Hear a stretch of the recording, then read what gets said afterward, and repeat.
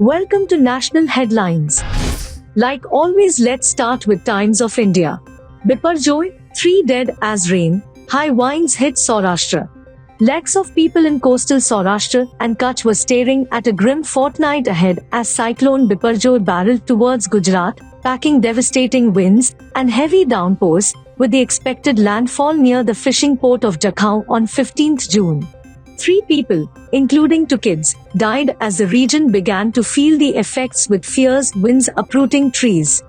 Now, over 12,000 people will be evacuated in Kutch and Dwarka, the 2 districts expected to bear the maximum brunt. The headlines in Indian Express says, Cyclone Biparjoy approaches, Gujarat evacuates thousands, shuts schools, ports, PM holds meet in Delhi. Authorities in Gujarat Monday began evacuating thousands of people from vulnerable areas and closed schools and ports in coastal districts even as the worsening weather ahead of the landfall of cyclone Biparjoy led to the death of 1 person in Rajkot. According to a state government statement, 6,827 people were evacuated from 8 coastal districts.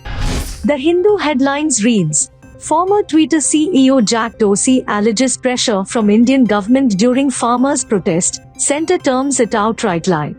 The Indian government made several requests of Twitter relating to the farmers' protests, and journalists critical of the centre, and followed it up by exerting pressure and threatening to raid Twitter employees, former CEO of Twitter Jack Dorsey has alleged.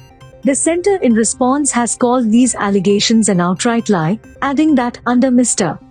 Dorsey, Twitter was a repeat violator. Now let's speak about Economic Times headlines. Inflation at 25 mph low, industrial growth jumps. India's retail inflation slowed more than expected to a 25-month low of 4.25% in May, close to the RBI's target 4% rate. But experts don't expect the central bank to start cutting interest rates anytime soon.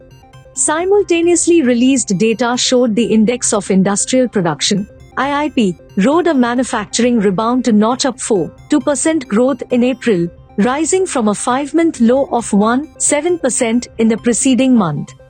The recovery in factory output in April along with other robust high-frequency numbers in May indicates the economic momentum has carried over from the March quarter.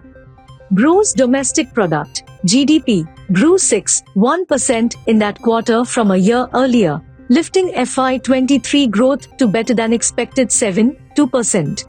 The strong growth momentum has further cemented the case for keeping rates unchanged. The headlines in Telegraph says, Fire in 6-story Madhya Pradesh government building in Bhopal doused, no casualties.